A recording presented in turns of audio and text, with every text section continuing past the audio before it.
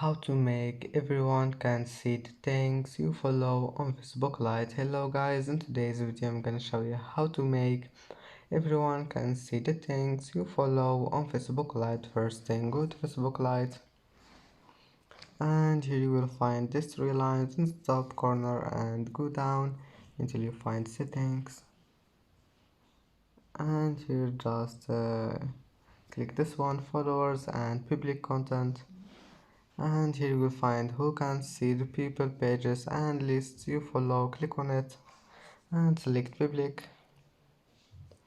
and now just go back, it will be saved. And that's it for today's video. If you like this video, please don't forget like and don't forget subscribe, and thank you for watching this video until the end, and see you in the next video.